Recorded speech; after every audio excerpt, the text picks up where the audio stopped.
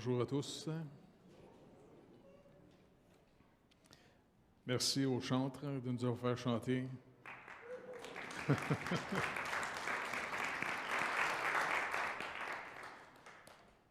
Fait que Seigneur, on va lire ta parole.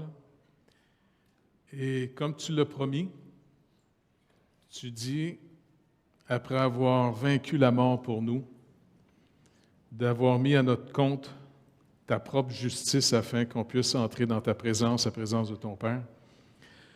Tu nous accordes aussi l'esprit de la famille, le Saint-Esprit, afin qu'il puisse illuminer notre entendement, qu'il puisse nous dégager du menteur, du prince des ténèbres, afin qu'on marche dans ta lumière.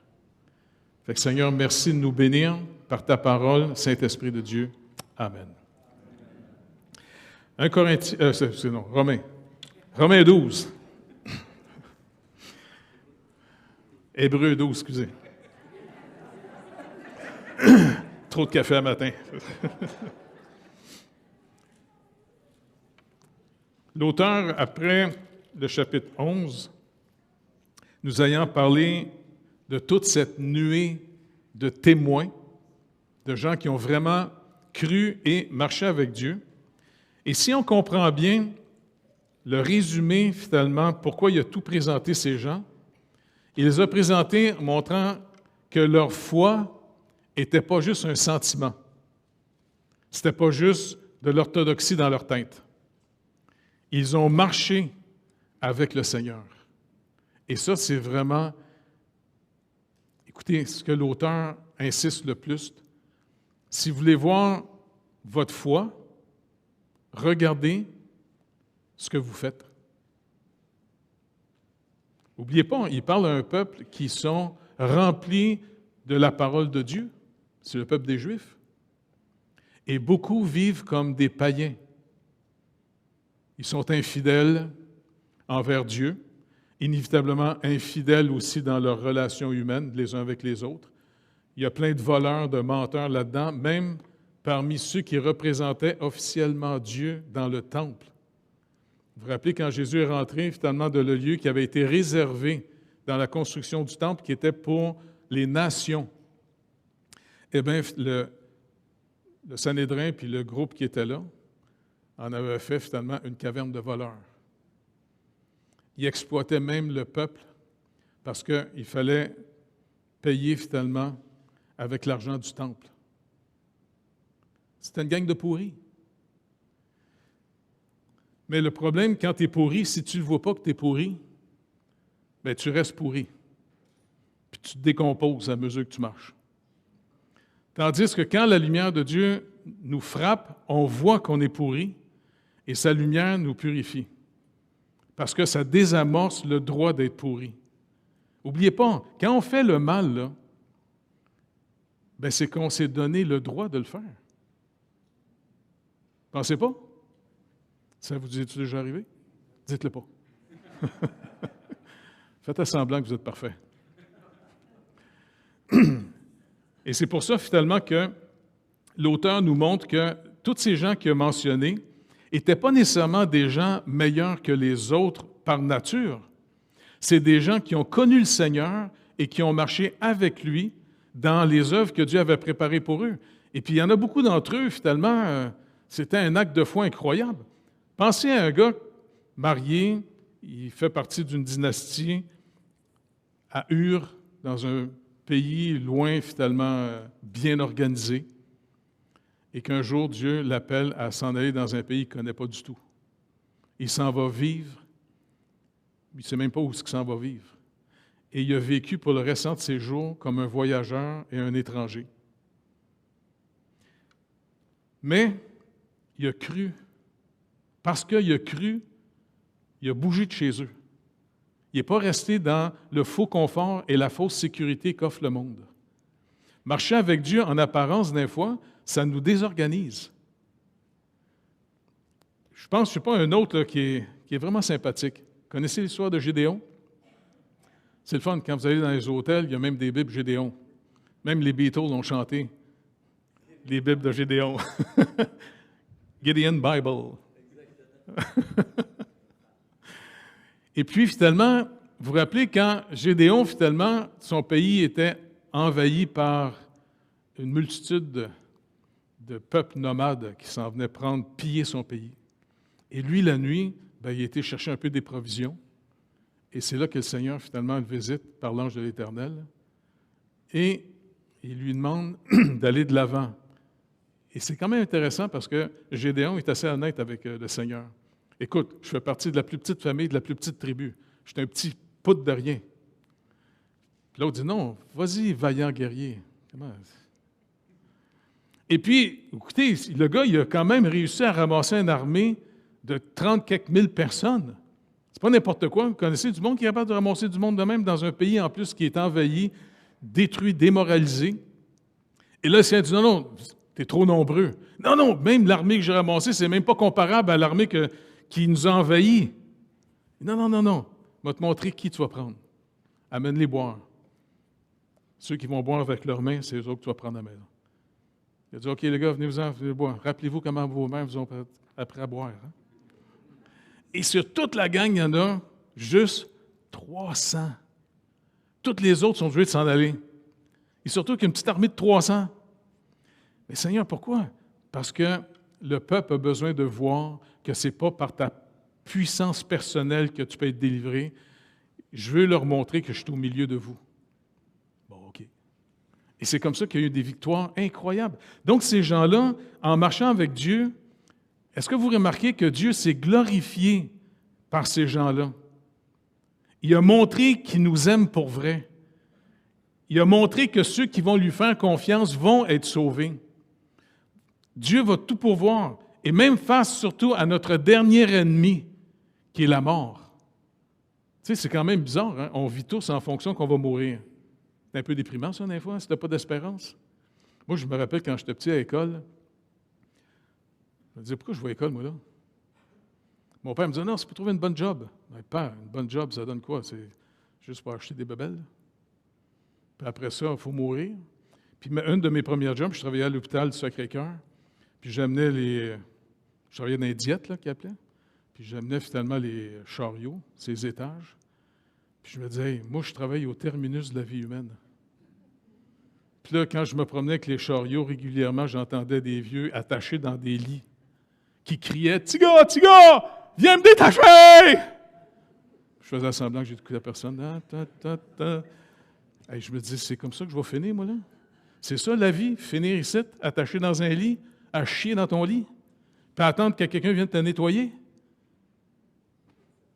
Quelle vie! Hey, moi, je capotais bien raide.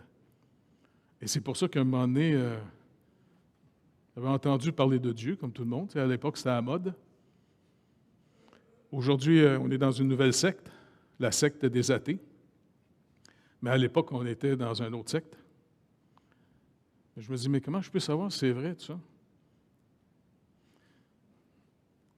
Eh bien, savez-vous quoi? Dieu, dans sa bonté, le Seigneur l'a dit, je ne mettrai pas dehors celui qui vient à moi. Dieu nous aime vraiment pour vrai. Et ça, c'est un mystère. Tu sais, quand on se regarde, là, je ne veux pas regarder personne en particulier, là, mais quand on se regarde, je ne vais pas vous demander comment ça se fait que Dieu vous aime. Hein? Il nous aime d'un amour libre. Et puis, finalement, quand on se tourne vers lui, le Saint-Esprit de Dieu a un ministère, entre autres. Pas juste de nous instruire, nous donner de l'information, de verser en nous l'amour de Dieu. Il nous montre comment Dieu nous aime. Et puis, en plus d'être racheté par Dieu, Jésus-Christ s'est incarné pour vivre une vie au milieu de ses ennemis. Avez-vous remarqué que Jésus, quand il est venu, il nous a montré quelque chose que, pour nous autres, c'est comme un mystère. Écoute, il y a de la lignée du roi David. Il y a de la lignée royale. Imaginez Dieu s'incarne en être humain. Si vous aviez la chance de vous créer, est-ce que vous vous aurez créé avec le même nez?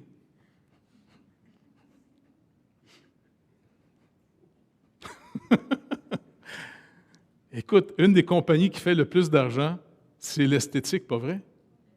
Ils font des milliards à vendre de la crème d'en face pour pas qu'on ait l'air vieux, puis les chirurgies, tout ça. Jésus, quand il s'est créé en être humain, il s'est fait tellement ordinaire, parce qu'il l'avait même annoncé d'avance dans Ésaïe 53, il va venir sans apparence. Il n'est pas venu en Brad Pitt. Je ne sais pas qui, je ne veux pas nommer personne, là. Il est venu à une personne tellement ordinaire. Moi, je suis sûr que si on le voyait, parce que dans tous les films de Jésus, c'est toujours un beau Jésus, hein?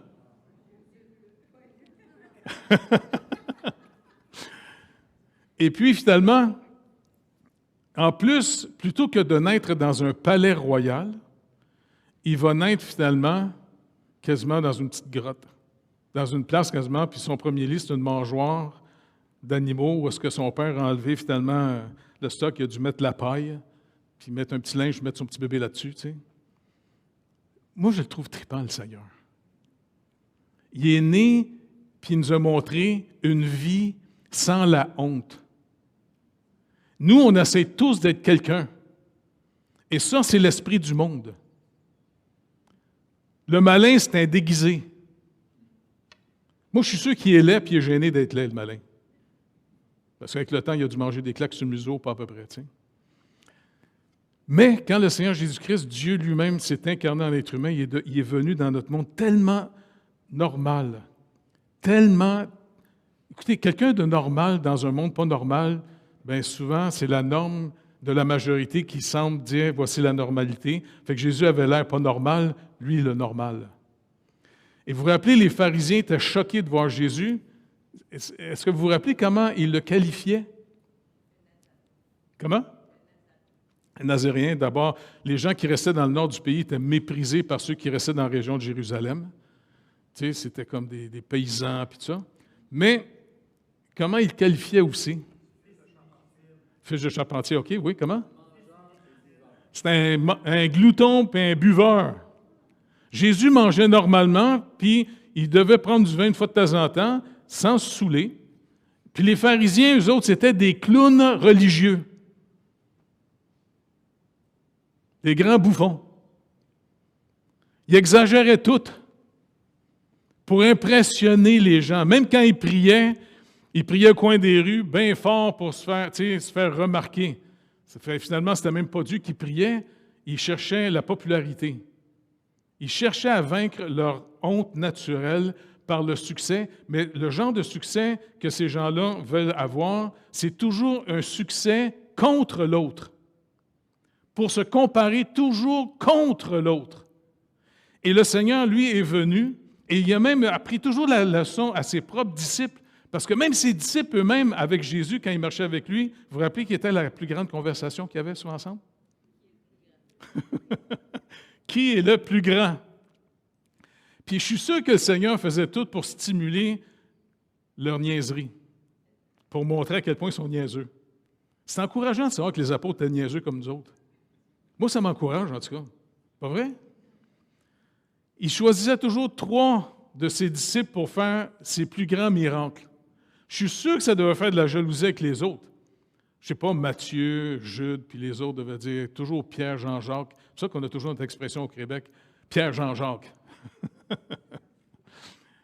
Eh bien, finalement, c'est trop beau. Le Seigneur, au dernier souper, la dernière fois qu'il était avec eux autres, pour faire la dernière Pâque représentative de la vraie Pâque qui n'était pas arrivée, Jésus, n'oubliez pas, c'est quand même impressionnant. Jésus se déshabille. Ils ont dû voir ses fesses, puis là, puis il a mis un linge autour de lui, tu sais, pour ne pas salir, parce que, n'oubliez pas, à l'époque, tu avais une tunique et un manteau, c'est tout. C'est pour ça que quand quelqu'un dit, si quelqu'un te demande ton manteau, donne-lui aussi ta tunique. En d'autres mots, montre qu'il t'es tout nu, tu pars tout seul. Fait que Jésus s'habille en esclave, il met un linge autour de lui pour se cacher un peu les parties qu'on ne veut pas voir, là, tu sais. Pierre capote bien raide parce que le premier qui s'en vient pour laver les pieds, c'est Pierre. Non, non, non, non, non, tu sais. Écoute, je sais que tu ne comprends pas. Tu ne comprends pas encore. Mais un jour, tu vas le comprendre. Et il leur a montré, je ne suis pas venu pour être adoré et servi. Je suis venu pour vous servir, pour vous aimer, m'occuper de vous autres. Et ça, c'est quand même incroyable. Le Dieu qu'on adore, le Dieu de gloire, s'est fait humble et doux pour vraiment nous montrer c'est quoi une vraie vie humaine. Si vous voulez mesurer la liberté que le Seigneur produit en vous, mesurez-la seulement à la capacité que vous avez de servir, sans être gêné de servir. Les complexés, qu'est-ce qu'ils disent? « Hey, il n'y a personne qui va me niaiser ici, personne ne va m'exploiter. » Ça, c'est un épais. C'est pas grave, il est encore épais de l'esprit du malin. Puis le Seigneur est venu faire sa lumière en nous pour nous dégager du grand menteur complexe. C'est un complexé narcissique, le malin. C'est ça qui veut vomir dans notre tête sans arrêt. Alors, finalement, il nous montre que tous ces gens-là qu'il a choisis, ce n'étaient pas des gens plus capables que les autres. Mais quand Dieu appelle, lui, il rend capable. C'est ça qui est fascinant. Et quand ils ont simplement mis leur volonté, la foi, là, touche la volonté, touche la raison et touche surtout l'aspect affectif du cœur. Moi, je suis sûr que la plus grande puissance qu'on a en nous, c'est plus que la raison et la volonté, c'est les émotions, le cœur, je ne sais pas comment on appelle ça, les désirs, l'amour. Si vous êtes pris esclave d'un péché, là, bien, ce n'est pas juste raisonnable ou volontaire. Votre raison puis votre volonté est devenue esclave de d'autres choses. Pas vrai? Je ne sais pas, moi. Pensez à. Parlez pas de vos péchés, là, tout le monde, là. Mais vous en avez sûrement eu un ou deux. Sauf les parfaits ici, là.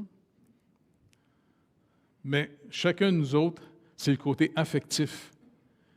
Et c'est dans le côté affectif que Dieu travaille le plus profondément. C'est pour ça que, pour vaincre l'esprit de ce monde, ayez pas peur d'aller demander au Seigneur de verser en vous son amour. Que le Saint-Esprit puisse produire en nous des désirs, son affection des choses éternelles, afin d'être délivrés des affections que produit notre nature déchue, la chair. Et c'est comme ça qu'on entre dans sa liberté et que de plus en plus, comme Paul le dit aux Colossiens, de vraiment s'affectionner aux choses d'en haut, mais s'affectionner à des choses qu'on n'a jamais vues. Et donc, tous ces témoins-là sont fascinants. Moi, je les trouve vraiment bien. Tu sais, quand tu regardes leur vie, c'est incroyable. Et donc, l'auteur va finir ce chapitre-là en parlant d'une nuée de tous ces gens-là, en montrant comment ils ont marché avec Dieu. C'est une chose de dire « j'ai la foi », mais si ta vie n'est pas correspondante à ce que tu dis, arrête de te compter des menteries, parce que tu joues ton éternité. L'apostasie, ce n'est pas juste des fausses doctrines. Tu peux être dans une église très orthodoxe, d'avoir mémorisé toutes sortes de doctrines très orthodoxes, mais si tu ne vois pas ta vie qui est correspondante à ce que tu dis, Jean, dans sa première lettre, va dire « Ces gens-là sont des menteurs et ils sont toujours dans les ténèbres. » C'est pour ça que l'auteur va travailler en disant, au chapitre 12, versets 1 à 3, c'est ce qu'on va lire, « Nous donc aussi, nous donc. » Là, les petits mots « donc », c'est très important dans un texte. « Donc », c'est en fonction de ce qu'il vient de dire en arrière.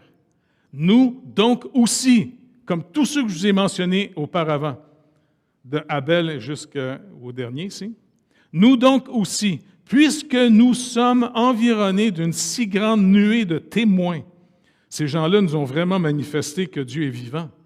Ce n'était pas juste une philosophie, ce n'était pas juste une religion. Ils ont montré une vie où est-ce que Dieu a intervenu en les appelant, et puis ils ont répondu. Je sais que ça...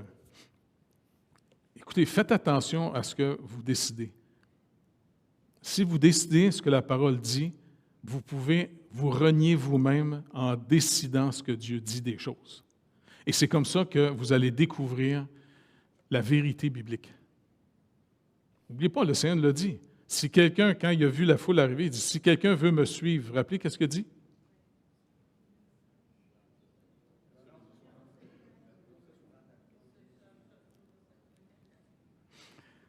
Donc, se charger de sa croix, accepter la condamnation de cette première nature dans laquelle on est né. On l'accepte. Oui, tu as raison, Seigneur. Tu sais, tu es venu sauver ce qui est perdu? Oui, je suis perdu. Deuxièmement, pour marcher avec lui, il va falloir se renier. Ça veut dire quoi, renier? C'est une définition aussi sur renier? Oui?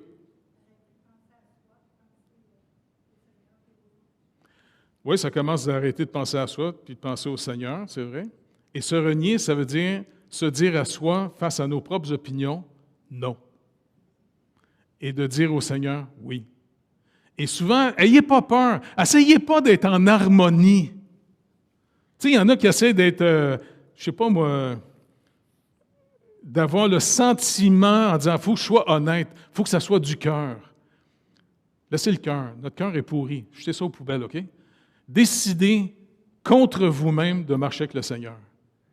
Et c'est comme ça que vous allez vous rééduquer en découvrant qu'il est véritable. Et c'est comme ça que notre cœur change. Paul en parle du renouvellement de l'intelligence. Si le renouvellement de l'intelligence, essayez pas d'être, je ne sais pas moi, tu sais, des gens disent, oh non, il faut que je sois honnête avec moi-même. Je ne sais pas, je n'ai pas les expressions là, mais comment? Ça ne me tente pas, il faut que je sois honnête. Je vais juste le faire si ça me tente. Ça vous tente-tu de bénir vos ennemis? Moi, c'est quelque chose que j'ai appris depuis longtemps. C'est intéressant de devenir pasteur parce que tu es dans la position de l'Église de manger des tapes sur le museau régulièrement. Et puis après ça, tu haïs du monde. Tu veux leur imposer les mains d'en face. Et puis le Seigneur te rappelle en disant, non, non, bénis-le. Moi, j'ai eu de la misère au début. Hey, le Seigneur, bénis-le, mais pas trop. Comment tu veux, tu sais, il a été chien sale avec moi. Tu sais, j'ai tout fait pour être ce gars-là, puis il scrape ma réputation, puis il est en train d'essayer de tout faire. Il y en a même qui m'ont accusé à un moment donné, s'ils me voyaient, ils disaient, ah, c'est une chance que je suis chrétien, sinon je t'arracherais la tête. Tu sais, puis j'étais là sur la rue, puis ils criaient contre moi, tu sais, en vrai débile. Madame Doré était là, elle était dans la caisse populaire, puis elle regardait par la fenêtre, elle voyait ça. Puis en quartier-ville, dans mon quartier, puis ce malade mental-là criait contre moi. Tu sais, je te tuerais! J'ai rien fait, ce gars-là, tu sais. Puis après ça, je l'avais dans ma tête un peu. C'était au début de mon ministère, tu sais. Puis je me rappelais, ma femme me demandait, elle disait, arrête d'en parler de ce gars-là. Puis moi, j'étais là, mais t'as pas de compassion pour moi un peu, tu sais? Elle a dit, non, de toute façon, regarde. Je dis, OK, c'est vrai, OK. Fait que là, je suis obligé d'aller voir le Seigneur. Je dis, écoute, Seigneur, je peux juste en parler à toi. Il paraît que toi, tu n'es pas polluable. Quand je parle aux autres, moi, pollué, ils vont vomir dans leur face, ils vont pogner mon virus, ils vont haïr l'autre après. Là, tu dis en plus de le bénir, mais comment tu veux que. Comment. Au secours. Je ne sais pas. J'ai une haine contre ce gars-là. J'ai goût d'y péter à la gueule. J'ai goût de pogner un bat de baseball, mettre un clou rouillé au bout, puis frapper ça dans la tête. Mais ça me ferait du bien. Ça sortirait le mal de moi. Me semble. Mais le Seigneur m'a appris, j'ai eu comme une image c'est comme si elle disait, non, prie pour lui que je le bénisse. Et puis, c'est comme l'image que j'avais, c'est comme une petite pluie fine qui tombe sur un terrain qui adoucit les choses. OK, je vais le faire. Mais Seigneur, je vais te demander de le faire, mais écoute pas mes sentiments quand je te le dis, hein? Je vais juste le faire volontairement, parce que si je le vois, j'ai goût d'y cracher d'en face, comme un serpent venimeux. Bon, ben écoute, OK, apprends-moi. Puis c'est comme ça que j'ai appris. Puis c'est le fun parce que le Seigneur, il en sort un gars de même à chaque 5 ans. J'en ai eu, là, ça fait plus 40 quelques années là, que je suis pasteur. Fait que j'en ai eu une trollée comme ça, puis j'apprends. J'apprends à bénir mes ennemis, puis j'apprends à aller contre me renier pour bénir ceux qui vraiment, là, tu sais, et puis c'est pour ça que j'apprends aux jeunes anciens. Les gars, il faut apprendre à aimer tout le monde dans l'Assemblée, mais attachez-vous à personne. Parce que vous allez être dompés là en temps et lieu. S'ils trouvent un magasin mieux que le vôtre, ils vont vous domper là, puis ils vont aller chercher des spéciaux ailleurs. Vous allez voir. Mais aimez-les, parce qu'on va s'occuper du peuple que le Seigneur s'est racheté, et puis on va apprendre finalement à servir le Seigneur en servant les gens. Et puis c'est comme ça finalement qu'il nous dit, environné d'une si grande nuée de témoins, rejetons tout fardeau. Le fardeau ici, c'est ce qui se bâtit comme les déceptions qu'on peut avoir dans la vie. Puis le meilleur moyen de pouvoir vaincre ces déceptions, puis les choses injustes qu'on vous fait, c'est « OK, Seigneur, je vais t'obéir, je vais me renier, je vais renier le goût de péter la gueule de quelqu'un, et puis je vais te demander de le bénir. Je vais le faire par la foi. Je ne le fais pas par émotion, je ne le fais pas par raison que je suis capable de faire, je le fais parce que tu dis de le faire, puis je te fais confiance pour voir comment tu vas m'enlever ce fardeau-là. » Et c'est comme ça que Dieu renouvelle d'une manière, je ne sais pas comment vous expliquer ça, il nous renouvelle pour continuer. Parce que, écoute, avec le temps, tu aurais le goût de trouver un autre job qu'être pasteur, tu sais. Et puis, finalement, il nous renouvelle et il dit aussi « Et le péché qui nous enveloppe si facilement. » Le péché, n'oubliez pas, c'est la séparation d'avec Dieu. Séparé de Dieu, on est dans un monde et dans une création séparée de Dieu qui cherche la vie où il n'y en a pas. On cherche des stimulants pour essayer de donner l'impression qu'on vit quelque chose. Et il y a plein de choses qui peuvent nous égarer. C'est tellement accessible. Donc, c'est pour ça qu'il dit, 1, les fardeaux, 2, le péché. Le péché, en d'autres mots, c'est d'essayer de trouver des provisions sans Dieu. Et le but, c'est toujours d'aller voir le Seigneur pour lui demander de manière très concrète, « Seigneur, regarde, je vis un temps difficile, je vis un manque. Maintenant, plutôt que de le régler à ma manière, je viens te voir pour te faire connaître tous mes besoins. » Et c'est comme ça que le Seigneur s'occupe de nous dans l'épreuve pour nous montrer de plus en plus sa fidélité, ce qui fait que de plus en plus dans notre tête, dans notre vie, dans notre cœur, dans notre expérience, il y a comme un nouveau fondement qui est en train de se bâtir dans notre vie. On apprend à raisonner de plus en plus différemment parce que le Seigneur devient de plus en plus concret, réel. Rejetons tout fardeau et le péché qui nous enveloppe si facilement et courons avec persévérance dans la carrière qui nous est ouverte. Ça, c'est fascinant parce qu'il vient de dire, attention au fardeau, deuxièmement, le péché, pour troisièmement, regardez, le Seigneur nous a ouvert devant nous une nouvelle sorte de vie. Et le but, c'est de discerner comment on entre dans cette nouvelle sorte de vie qui fait que de plus en plus, on peut abandonner l'ancienne. Ce n'est pas de l'autodestruction de la première. Je vais donner un exemple bien simple. Quand quelqu'un se marie, il y a des gens qui se sont mariés ici. Avez-vous remarqué qu'un coup marié, il faut changer de vie? Avez-vous remarqué ça? C'est un nouvel ajustement. Quand tu es célibataire puis tu reçois ta paye, c'est ta paye, pas vrai? Quand tu es marié, c'est la paye. Quand tu étais célibataire, c'était tes vacances. Quand tu es marié, c'est les vacances. Et puis quand la famille grossit avec les enfants, ben ça développe toute une autre sorte de vie. Donc, inévitablement, pour être heureux en mariage, il faut que tu apprennes à mourir à ta vie de célibataire pour découvrir la nouvelle vie de marié. Et je ne sais pas, moi, si après la job, tu allais prendre une bière avec les gars à la brasserie, un coup marié, il ne faut pas que tu arrives en retard pour le souper. Parce que si tu arrives chez vous et les chandelles sont à moitié brûlées, tu risques d'avoir un petit repas fret. Et une madame pas contente. Donc, on apprend à vivre une nouvelle sorte de vie en laissant l'ancienne. Ce n'est pas de l'autodestruction. En d'autres mots, c'est découvrir cette nouvelle sorte de vie qu'on a en Jésus-Christ. Et puis, comme il dit de courir. Saisissez-la, parce que ça, plus vous allez saisir cette nouvelle sorte de vie, plus vous avez de l'expérience qui va vous aider à prendre des décisions beaucoup plus facilement par rapport à l'ancienne vie qu'on avait avant.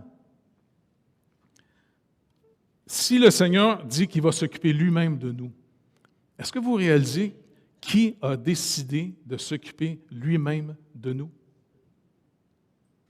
Écoute, ce n'est pas juste un millionnaire, là. C'est Dieu lui-même. Mais tant qu'on n'a pas fait l'expérience, c'est facile de répéter des versets. Mais on va le voir en apprenant dans nos besoins. Comment on va faire connaître nos besoins au Seigneur sans en parler trop aux autres? Pour apprendre. Je vous le dis, c'est une richesse d'être pauvre.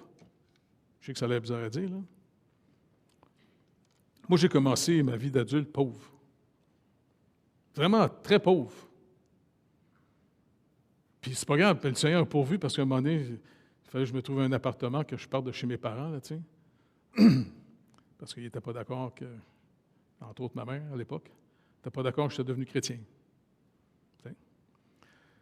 Fait que je disais, il faut que je me trouve un appartement. Puis j'étais nerveux parce que j'avais jamais, tu sais, je me disais, un appartement, je me disais, c'est comme un esclavage pour moi. Hey, il va falloir que je me trouve une paye à 3 semaines pour payer mon appartement, moi, là. Quand je restais chez mes parents, j'étais prêt à tout quitter. C'était pas compliqué. Je restais chez mes parents, c'est mon père qui payait pour tout. Fait que... Mais j'ai demandé au Seigneur un appartement que j'ai trouvé. Mon premier appartement, il coûtait 75$ par mois. Bon, c'est sûr que c'était des murs bizarres, là, puis... Mais c'est pas grave, j'ai même eu un gars que j'ai hébergé chez nous, qui s'est converti, qui travaillait à l'Hydro-Québec, Pasteur Alain. Fait qu'on a séparé le loyer en deux, 45$ chacun. Mais l'appartement est un petit peu fragile. C'est pour ça, une fois, j'étais en conférence en France, il m'a appelé, il dit « Écoute, Jeff, on a un petit problème. » « Ah oui, quoi? Le bol de toilette vient de défoncer, puis il est rendu en bas. » OK, on va essayer de réparer ça. Il ne voulait pas que ses parents viennent le voir parce qu'il venait d'une famille quand même assez prospère. Puis quand son père, une fois, était venu visiter, il dit « Il ne faudrait pas que ta mère voie dans quoi tu vis, toi, là. » Mais Alain, il aimait ça, tu sais. Plutôt que de réparer une vitre, on n'avait pas d'argent, on mettait du carton dans la vitre, c'est tout. Puis, quelques flotons de neige rentraient une fois de temps en temps, c'est pas grave, tu sais. Mais, savez-vous quoi, au travers de tout ça, on apprend à dépendre du Seigneur. Puis je vous dis, je vais raconter souvent cette histoire-là, quand le Seigneur dit « Faites-moi connaître tout ». Pour moi, dans ma tête, le tout, c'était tous les besoins chrétiens. Tu sais, c'était comme une petite classe. Tu sais. À un moment donné, je disais, Seigneur, tu dis tout, tous nos besoins. Écoute, je suis gêné de te demander quelque chose parce qu'il y a peut-être du monde dans le monde en ce moment qui meurt de faim. C'est ridicule de... Je sais pas. J'aurais le goût de mâcher de la gomme aujourd'hui. Écoutez, j'ai eu un paquet de gomme. Je vous le dis. Le paquet de gomme est arrivé par mon père. À un moment donné, j'empruntais toujours la voiture de Pasteur Alain ou de mon père, puis c'est gênant, tu sais, pour aller visiter du monde, là, tu sais, en tant que jeune pasteur, pas de paye, là. Puis je dis, Seigneur, écoute, je peux-tu te demander un char? Je te demande un char. Parce que je suis tanné de demander, je sais, ils sont gentils de me prêter une voiture, mais je te le demande, OK? Je te demande à toi, un char. Puis chaque matin, je dis, écoute, je te rappelle le char. Un char. 2 semaines plus tard, un de mes amis qui restait à Sainte-Thérèse m'appelle, « Hey Jeff, as-tu besoin d'un char? » Là, je suis trop gêné pour dire oui, moi, là, tu sais, je sais pas comment dire. Pourquoi? Non, écoute, je sais pas, ça fait 2 semaines que quand je prie le matin, je lis ma Bible, tu me viens dans la tête, j'ai l'impression que le Seigneur veut que je te donne un de mes chars. Ah ouais?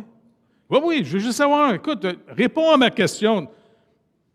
As-tu besoin d'un char? Écoute, Richard, je ne sais pas comment dire ça, mais il y a 2 semaines, justement, j'ai demandé au Seigneur un char. Quand je te pose une question, Jeff, veux-tu bien me répondre? OK, je m'en viens. Tu vas aller te chercher, puis on va aller au bureau. Oh, ouais. OK. Puis là, je te raccroche le téléphone. Hey, au secours, Seigneur, je n'ai même pas d'argent pour les plaques. Au secours. Tu sais, des fois, on lit dans les petits livres, là, et le monsieur descendit et regardit dans sa boîte aux lettres. Et, bon, je vais faire comme dans les livres, je vais descendre en bas, voir. J'ouvre ma boîte aux lettres, je reçois un reçu, un retour d'impôt, exactement le montant qu'il me fallait pour aller changer le char puis mettre des assurances. C'est trop capotant des affaires de même. Et puis, je vous dis, nos besoins, nos problèmes, les apôtres disent, voyez-les comme un sujet complet de joie. Jacques 10:30, vous rappelez ça? Un sujet complet de joie. S'il y a des gens qui n'ont pas assez de problèmes, on peut prier pour vous autres un matin. Levez vos mains si vous avez des problèmes, vous en voulez plus. Mais chacun de nos problèmes, de nos besoins, sont un rendez-vous que le Seigneur nous fait. Parce qu'on passe de la théorie à la pratique. Vous serez mes témoins. Et c'est bien plus facile de parler du Seigneur quand tu le connais personnellement que quand tu fais juste, finalement, avoir des arguments philosophiques sans arrêt, pour essayer de convaincre des gens comme vendre du, je sais pas moi, vendre un produit, là. Et donc, l'auteur nous dit ici, courez dans cette nouvelle vie que Dieu vous ouvre. Maintenant, pour courir, il faut être en forme, hein? Et c'est là qu'on va passer à l'autre texte.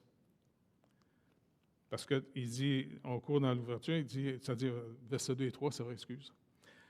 Ayant les regards sur Jésus, le chef, ou c'est l'origine, et le consommateur, le but de la foi, qui, en vue de la joie qui lui était réservée, a souffert la croix, méprisé l'ignominie et s'est assis à la droite du trône de Dieu. Considérez en effet celui qui a supporté contre sa personne une telle opposition de la part des pécheurs, afin que vous ne vous lassiez point l'âme découragée. Faites-vous-en pas, vous allez avoir bien des déceptions, pas juste par des gens non-croyants. Lâchez jamais le Seigneur à cause que des croyants n'ont pas été à la hauteur selon vos standards, OK? S'il faut, trouvez-vous une autre église pour changer d'équipe, là. Mais, je vous le dis, c'est le seul moyen de passer de la théorie à la vraie connaissance du Seigneur. Jésus a prié en disant, la vie éternelle, c'est qu'il te connaisse. Ce n'est pas juste qu'il soit informé à ton sujet, qu'il te connaisse. Et maintenant, on va regarder un athlète spirituel. Moi, un des plus grands athlètes spirituels que je trouve admirable, c'est l'apôtre Paul, pas vrai? C'est un moyen athlète, pas à peu près. 1 Corinthiens, chapitre 9. On va voir l'entraînement qu'il vivait. 1 Corinthiens, chapitre 9, à partir du verset 24. Verset 23 nous rappelle ici, il dit « Je fais tout à cause de l'Évangile, afin d'y avoir part. » Donc, il ne fait pas juste l'annoncer aux autres, il veut y avoir part, en d'autres mots, il veut voir comment Dieu va continuer à s'occuper de lui-même. Il organise toute sa vie en fonction que malgré toutes les fois qu'il s'est retrouvé en prison, malade, affamé, abandonné, je veux dire, il a vécu une vie là, qu'aucun d'entre nous autres on serait capable de supporter ça. Là. Mais il est devenu un témoin de la grâce de Dieu d'une manière incroyable. Donc, voici son entraînement, à partir du verset 24. « Ne savez-vous pas que ceux qui courent dans le stade courent tous, mais qu'un seul remporte le prix? Courez de manière à le remporter. Tous ceux qui combattent s'imposent toute espèce d'abstinence, ils le font pour obtenir une couronne corruptible. Mais nous, faisons-le pour une couronne incorruptible. Moi donc, je cours, non pas comme à l'aventure, je frappe, non pas comme battant l'air, mais je traite durement mon corps et je le tiens assujetti, de peur d'être moi-même rejeté après avoir prêché aux autres. » Et ça, pour moi, c'est tellement un coach de savoir comment marcher, comment courir avec le Seigneur. D'abord, il nous rappelle finalement que les athlètes vont eux-mêmes voir comment ils peuvent mettre leur corps physique au maximum de leur avantage pour gagner finalement la course, puis les combattants ici, de savoir comment se battre avec stratégie, avec technique. Fait qu'il prend autant les gladiateurs que les coureurs. C'était l'époque, là. S'il serait dans notre époque, il aurait peut-être parlé finalement des joueurs de hockey, là, je ne sais pas. Mais... Combien de fois des gens qui ont bien commencé dans le Seigneur, avec humilité, ils ont bien commencé dans le Seigneur, et ils ont découvert le Seigneur, mais faites attention, ça ne veut pas dire que quelqu'un qui commence bien dans le Seigneur va nécessairement bien finir dans le Seigneur. Est-ce que vous connaissez un homme de Dieu qui a vraiment commencé bien dans le Seigneur, mais qui a mal fini? Salomon, exactement. Salomon a commencé dans une humilité incroyable.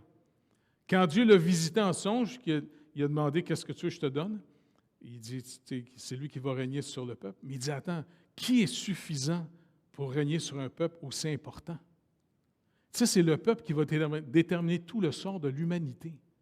Il était pour devenir le roi à la suite de son père. Alors, le Seigneur lui a donné finalement une intelligence et une sagesse au-dessus de la normale. Quand Dieu appelle, il rend capable. Salomon a été rendu capable. Mais le danger de Salomon, c'est à cause de ce don incroyable, le danger du succès, c'est un moment donné de se penser au-dessus des Écritures. Et Salomon a commencé à s'admirer par les dons que Dieu lui avait donnés en plus, pour mépriser ce que Dieu avait dit, qu'est-ce qu'un roi ne doit pas faire? Pas marié de femme étrangère, pas de chevaux en Égypte, et de ne pas rentrer une hyper-fortune dans Jérusalem. Et il a fait ces trois choses-là. Il rentrait 666, vous voulez savoir le nouveau 666? Il rentrait 666 talents d'or à chaque année dans Jérusalem. Il s'est fait une cavalerie en allant en Égypte pour acheter des chevaux. Cavalerie incroyable. Et il a marié plein de femmes étrangères des royautés. Et c'est comme ça que, savez-vous quoi? En mariant les femmes, il a carrément établi tout le royaume d'Israël dans les promesses que Dieu avait faites qu'un jour, tu sais, Israël aurait jusqu'à l'Euphrate, ainsi de suite. Là. Mais, qu'est-ce qu'il a fait avec ces femmes? Il a rebâti des temples à leur Dieu. Il a bâti plein de temples païens. Et il a corrompu Israël. Et en plus, il est devenu, bon, je sais que vous n'aimez pas l'expression, mais elle va rester, un boss des bécosses. Il est devenu un tyran. Il est devenu un tyran au point qu'une bonne partie du peuple commençait à vouloir se dégager de lui, dont Jéroboam. Donc, faites attention. On peut bien commencer dans le Seigneur, mais comme Paul dit, je ne veux pas être rejeté de la course. Il ne parle pas de son salut ici. Il parle, comme il dit dans plusieurs lettres, comportez-vous d'une manière digne de votre vocation. Paul nous rappelle, entre autres aux Corinthiens un peu plus tôt dans cette même lettre-là, au chapitre 3, que chacun de nous ici, quand on va mourir, on va aller comparaître devant le Seigneur, le maître de la moisson. Et là, il va juger comment on a bâti notre vie avec lui. Et il va mettre ça à l'épreuve. Et Paul dit, c'est en vue de savoir si vous allez garder la récompense ou si vous allez perdre les récompenses. C'est pour ça qu'ensemble, c'est important d'apprendre à se tenir ensemble, de se supporter ensemble, de se protéger les uns les autres, de prier les uns pour les autres, afin que les fardeaux, l'amertume, n'oubliez pas, il va y avoir plein de méchancetés qui vont se faire. Vous allez manger des tapes sur le museau, vous êtes avec une fois de temps en temps, vous allez voir. Mais apprenez à ne pas laisser l'amertume pogner votre tête, ce qui va nourrir votre colère, et après ça, vous allez commencer à haïr les chrétiens et à haïr l'Église. Et en faisant ça, vous allez vous séparer de son peuple. Deuxièmement, ça va vous donner après ça le droit de dire « Moi, je ne vais pas à l'Église, là, et puis je vis une vie comme je veux. » Et puis là, notre société d'aujourd'hui, notre gouvernement a remplacé la mafia depuis un bout de temps. Autant avec les casinos. Ils ont légalisé les casinos, puis ils encouragent même les gens à jouer au casino pour prendre votre argent. Deuxièmement, l'alcool, pas de problème. Le Seigneur en buvait du vin, mais il dit, gardez-vous de l'ivrognerie. Gardez un contrôle sur votre corps. Testez-vous une fois de temps en temps pour savoir si vous êtes capable de vous priver de certaines choses. Et troisièmement, le gouvernement a remplacé nos pocheurs de route. Ils vendent la dope, pasteur. Je nous encourage, honnêtement, à rester le plus sobre possible. L'apôtre Pierre nous en parle. Soyez sobre, vaquez à la prière, afin que, encore une fois, on abandonne notre ancienne manière de vivre du monde qui se donne des stimulations pour avoir l'impression qu'ils vivent quelque chose. Pour deuxièmement, comment j'organise ma vie pour me donner une forme de discipline. Ce n'est pas la discipline en soi qui compte, Mais comment je peux me garder? Comme il dit, le Saint-Esprit va nous donner une caractéristique aux croyants, la possession de soi-même. Et aussi, il va nous délivrer de la peur. Et puis, soyez encouragés. Le Seigneur vous a amené à cette église, je suis le pasteur. Bien, ma femme peut confirmer ça. Je suis un peu heureux, pas vrai? Mais je suis content d'être un peu heureux parce que ça m'a appris à compter plus sur le Seigneur que sur mon courage naturel. Et puis, finalement, le Seigneur, quand il appelle, il justifie. C'est pas que quand tu es appelé, tu es meilleur que les autres. C'est quand il appelle, il justifie. Puis quand il justifie, il rend capable. Quand il dit, il glorifie. Il vient lui-même en nous faire le ministère. Et c'est comme ça qu'on apprend à marcher avec lui. Chacun dans la portion que Dieu nous a donnée. Découvrez votre portion. Et ça, c'est fascinant. C'est comme ça que notre vie a une stimulation continuelle pour découvrir davantage le Seigneur et surtout, qu'est-ce que tu prépares? Et faites tout connaître vos besoins au Seigneur et attendez une confirmation externe à vous. Et comme ça, vous allez toujours embarquer dans les projets de Dieu. Tu te rappelles, Carole, quand je t'avais proposé de retourner en Israël, je disais, c'était un lundi, on était au centre-ville. Je ne suis pas sûr, j'ai l'impression que je n'étais pas loin de ton restaurant. Tu n'avais pas un restaurant quelque part, toi, au centre-ville, style Amir, quelque chose de genre, là? Ah ben, sais-tu quoi? On a dû le croiser, puis on ne le connaissait pas à l'époque. On était chercher un shawarma, quelque chose de genre chez vous. Surtout, le plus capotant, c'est, tu sais, comment ça s'appelle déjà? Le houmous. Moses, que c'est bon, ça n'a pas de bon sens, ça. C'est dangereux, mais c'est bon. Et puis, on est là, on prend un petit café, puis je dis à ma femme,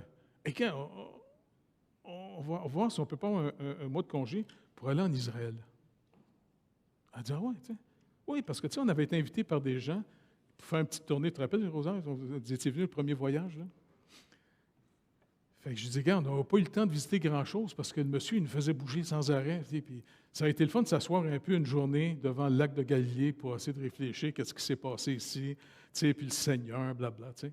Je envoyé là. Puis elle a dit, OK, regarde, on va le demander au Seigneur, mais sais-tu quoi? On devrait y aller 1 an.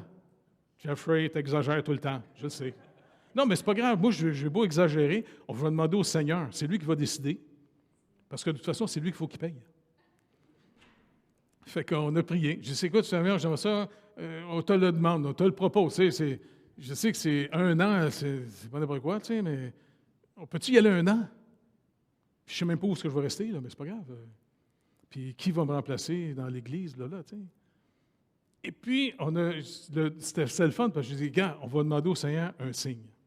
On en parle à personne. Que le Seigneur nous envoie un don financier direct.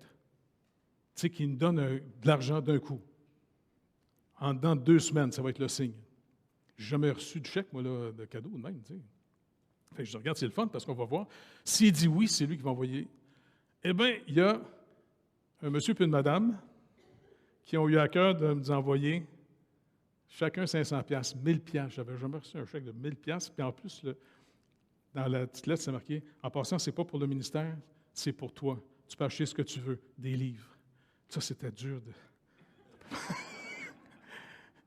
Je disais, si je le dis à ma femme, il est trop tard, je ne peux plus m'acheter de livres. Mais j'en revenais pas. Je disais, ouais, on vient d'avoir la réponse. Puis là, je n'avais parlé à Pasteur Alain, puis les 2 secrétaires à l'époque, tu sais. Les 2 secrétaires sont mis à pleurer. Je dis, non, on ne part pas pour tout le temps, rien qu'1 an, tu sais.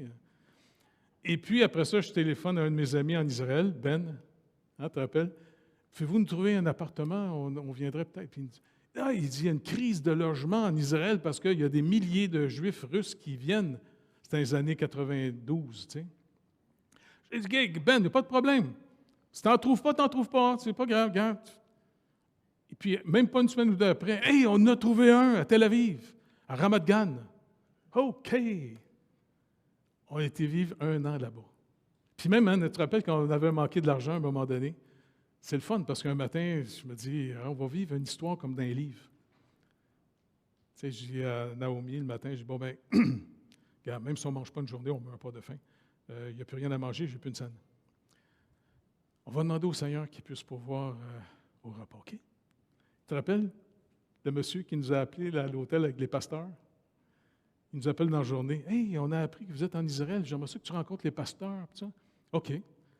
Où? À tel hôtel, à Tel Aviv, sur le bord de la mer. OK. Je peux venir avec ma femme et ma fille? Oui, oui.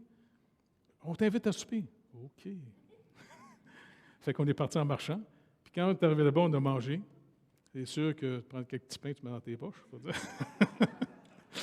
Et puis il y a un pasteur qui vient me voir et il me donne une enveloppe. Le Seigneur me met à cœur. Non, non, non. Ah oui, oui, prends-les. Le Seigneur me met à cœur. OK, 100 piastres US. En tout cas, on a vécu des affaires tellement tripantes là-bas. C'était pas croyable. Je vous le dis, marchons avec le Seigneur. Pas dans le monde. Découvrons, courons dans cette... Il a ouvert finalement une vallée. Et il va s'occuper de nous autres. Et c'est bien plus facile de témoigner de votre foi dans quelqu'un que vous connaissez quand vous rencontrez des gens. Quand il nous amène, la semaine prochaine, on va mettre les pays dans lesquels il nous a amenés pour aider. Je vous le dis, c'est incroyable tout ce que Dieu a fait avec nous autres. Puis c'est pas fini. Même à la Macasa, Normand, hein, puis toute la gang, puis Rosaire, tout ça, c'est incroyable le job qui se passe là-bas, M. Jacques, tout ça. Hein? Ça avance. Et puis ça touche le monde. Même le maire, il se dit athée, mais il est quand même ouvert. J'aimerais ça aller le rencontrer. Je sais, moi, il l'a pris par politesse, là. Mais je vais lui dire, lisez l'Évangile de Jean. Moi, c'est comme ça que j'ai découvert que Dieu est vrai.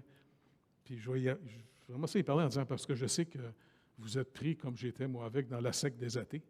Mais si vous voulez vous dégager, là, je vais vous montrer. Écoute, c'est fascinant. L'apôtre Paul, il dit, « J'organise ma vie comme un athlète. » Ce n'est pas une question de s'auto-détruire pour mériter quelque chose de la part du Seigneur. C'est comment j'organise ma vie pour faciliter ma vie dans le Seigneur. Parce qu'oubliez pas, le monde nous attire toujours. On peut travailler, s'organiser pour une vie du monde, en toute légitimité en plus. Isaac a bien commencé sa vie dans le Seigneur. Il a vraiment fait confiance à son père, Abraham, et à son Dieu, au point qu'il a laissé son père qui était prêt à le tuer. Puis le Seigneur a intervenu. Mais vous vous rappelez qu'est-ce qui a fait qu'il a passé à côté le restant de ses jours? C'était pas du péché. C'était quelque chose de légitime. Il a préféré son fils Ésaü à Jacob, malgré les paroles que sa femme avait entendues de la part du Seigneur, parce que Ésaü lui amenait de la viande exotique. C'était un millionnaire blasé. Et puis, ça l'a aveuglé. Donc, on peut bien commencer notre course, mais le but, savez-vous quoi? Tu gagnes une course à la fin. C'est à la fin qu'on gagne la course. Parce qu'on peut prendre une photo de toute l'équipe qui commence au début, mais la photo la plus tripante, c'est celle de la fin. Qui a gagné? Qui a persévéré? Qui a persévéré jusqu'à la fin?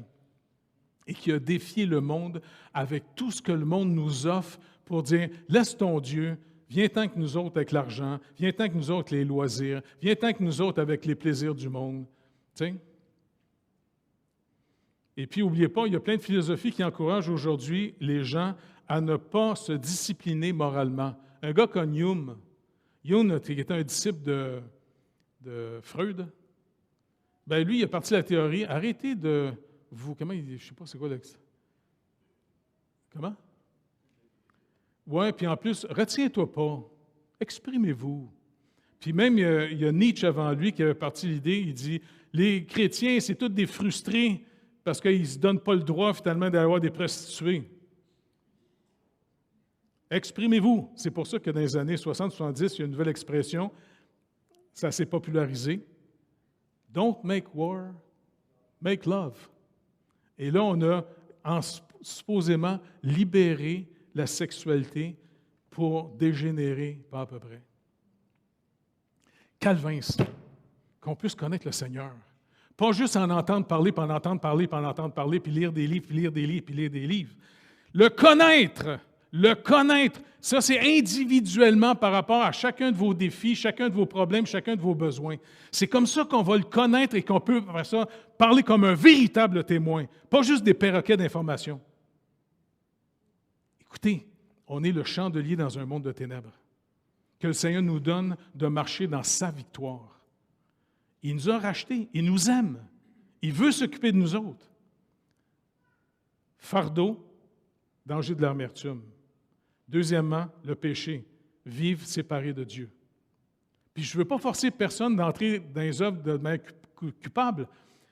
Demandez au Seigneur, c'est quoi? Qu'est-ce qu'il a préparé pour vous? Parce qu'en passant, la volonté de Dieu, il la prépare en produisant un vouloir. Ce n'est pas juste un vouloir volontaire, c'est un vouloir volontaire et aussi affectif. Et c'est ça qui est fascinant, afin qu'on puisse travailler à notre salut. Travailler de plus en plus à découvrir les œuvres puis la portion que Dieu nous a donnée pour qu'on y entre. Donc, découvrons comment marche le Seigneur en couple ou en célibataire. Hein, c'est des défis des deux bords, des fois. En tant que parents, après, comment on prie pour nos enfants? On ne peut pas les forcer à croire. On peut juste, finalement, les amener avec nous autres dans ce qu'on vit, ainsi de suite. Mais on peut intercéder pour eux autres à tous les jours. Dieu est assez puissant pour vraiment arracher du monde. Et après ça, comment on vit en tant qu'Église ensemble? Individuellement et aussi, tu sais, comment j'organise mon budget de temps puis comment j'organise mon budget d'argent pour marcher avec Dieu en assemblée. Puis en passant, je veux remercier vraiment l'Église, ici comme dans notre mouvement La Bible parle, parce qu'on n'est pas un si gros mouvement que ça. Je me rappelle qu'un de mes amis, Alberto Carbone, un jour m'a dit, il dit, écoutez, vous êtes combien de mille? Je dis, non, à l'époque, on était 125. 125? Ben, je dis, oui, on faisait le ministère de la rue pour les enfants, puis toutes les affaires, tu sais. Ils n'en revenaient pas. Je dis, non, ben c'est... On n'a pas besoin d'être nombreux, c'est ça qui est trippant. Merci pour tous ceux qui organisent leur budget de temps et leur budget d'argent pour qu'en ce moment, vous ne pouvez même pas vous imaginer à quel point ça donne un impact. Beaucoup de veuves et d'orphelins mangent et sont en sécurité en ce moment. Beaucoup d'enfants sont en train d'avoir une santé plus solide. Beaucoup de jeunes sont capables d'aller à l'école parce que vous payez finalement pour leur éducation. Et puis, des gens dans un petit village ont tous maintenant une petite maison. Je vous le dis, ça ne sera pas oublié devant le Seigneur. Ça montre votre vraie foi. Ceux qui ne donnent rien, qui viennent juste s'asseoir ici pour écouter le message, pour écouter le show, je peux-tu vous dire, réveillez-vous? Convertissez-vous, là. Même si ça fait 20 ans que vous venez, là, tournez-vous vers le Seigneur Jésus. Vous allez voir, c'est bien plus trippant que juste écouter le show. Et vous allez après ça vraiment avoir une vie absolument incroyable. Donc, notre coach, c'est l'apôtre Paul. Il nous a laissé l'entraînement. Je vais le relire encore.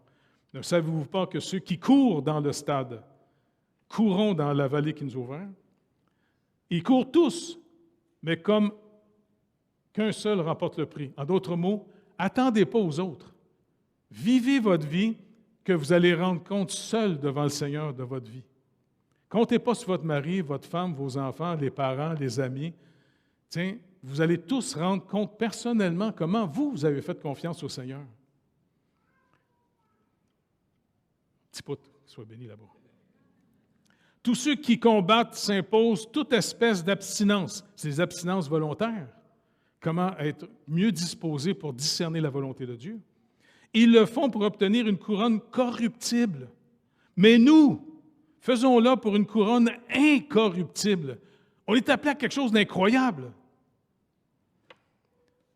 Moi donc, je cours non pas comme à l'aventure, donc n'importe comment.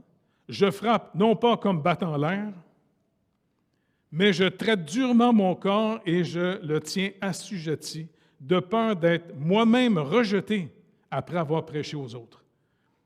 Que le Seigneur nous accorde de ne pas finir comme Salomon. De commencer comme lui, mais de finir comme Abraham, puis comme tous ceux qui ont marché avec le Seigneur, et les apôtres. On lui demande-tu au Seigneur? OK? Fait que Seigneur, écoute Seigneur, tu nous as appelés, puis on est vraiment ton œuvre. Honnêtement, la Bible parle, c'est ton œuvre. Je ne dis pas que les autres églises, ce n'est pas ton œuvre, mais au moins, on peut se rassurer de savoir que tu nous as appelés. On a commencé avec rien. Et Seigneur Dieu, tout le long du chemin, tu nous as appris à dépendre de toi, malgré les erreurs qu'on a faites, malgré les mauvaises décisions que tu as rachetées. Seigneur, tu te rappelles quand j'avais acheté un terrain dans le bois pour aller me cacher? 5 ans plus tard, tu me le rembourses au double. Non seulement tu me redonnes mon 25 000, mais tu me donnes 50 000. Ça, c'est tout. Seigneur, tu es tellement bon, tu es tellement généreux, s'il vous plaît, que tout le monde soit, Saint-Esprit de Dieu, rempli de l'amour de Dieu dans notre cœur, qu'on puisse redécouvrir sans arrêt ton amour. Tu nous aimes vraiment et te planifier une vie avec toi ici pour que, Seigneur Dieu, que quand tu vas venir nous chercher, parce que le but, je vais te demander une faveur, Seigneur. Ça ne me tente pas de finir dans un lit d'hôpital attaché pour crier au petit gars avec le chariot, viens me détacher. J'aimerais ça mourir vite. Peut-être en mission, je ne sais pas. Mais Seigneur, de toute façon, dans 100 ans d'ici, on va tous être dans ta présence. C'est vite passé une vie. Le printemps commence, on attend les feuilles, on va les racler bien vite. Fait que Seigneur, s'il vous plaît, apprends-nous à marcher avec toi et à te suivre. Tu nous as amenés dans plein de places et tu nous donnes le privilège de s'associer non seulement au Québec, maintenant en Ontario avec Maina, en Afrique avec Pasteur Cudjoe et Pasteur Joe aussi, et bientôt, Dieu voulant, avec notre frère Raoul qui va aller visiter ses amis au Congo, de voir comment on peut développer. En Haïti avec la MEBSH, privilège de servir. C'est fascinant de te suivre, Seigneur Jésus. Et surtout, comme à la Macasa, Normand puis les frères me rappelaient, comment tu pourvois, même pour la construction, tous ceux qui étaient formés pour ça. Seigneur, marcher avec toi, c'est un énorme privilège. C'est ce qui nous donne de pouvoir dire non à ce que le monde propose pour se donner l'impression de vivre quelque chose, parce qu'on vit déjà quelque chose avec toi. Et c'est fascinant. Seigneur, je ne veux pas que personne le fasse par culpabilité, mais par joie, car c'est toi qui produis le vouloir et la capacité de faire. Et que ça soit découvert par tout le monde ici, et spécialement nos petits-enfants. Les petits-enfants qui sont à l'école du dimanche, Seigneur Dieu, nos enfants puissent te découvrir, pas juste être élevés dans une religion, dans du moralisme, qu'ils puissent vraiment te découvrir, Seigneur Jésus. Tu nous aimes véritablement pour vrai. Père, tu nous as tellement aimés, Jean nous rappelle, que tu nous as donné la deuxième personne de la Trinité qui s'est incarnée en être humain pour nous racheter, afin qu'on ne périsse pas. Seigneur, merci de nous bénir et de nous rendre capables, Saint-Esprit de Dieu, de comprendre et de discerner la volonté de Dieu, en toute sagesse et intelligence de ta part, Saint-Esprit de Dieu, afin qu'on puisse avoir cette unité qui vient de toi et qu'on préserve par la paix, et que notre amour fraternel puisse grandir de plus en plus les uns envers les autres, en toute sincérité et intégrité et propreté. Merci d'avance, Père, au nom de Jésus. Amen. Bonne semaine. Il paraît qu'il va faire chaud et beau cette semaine.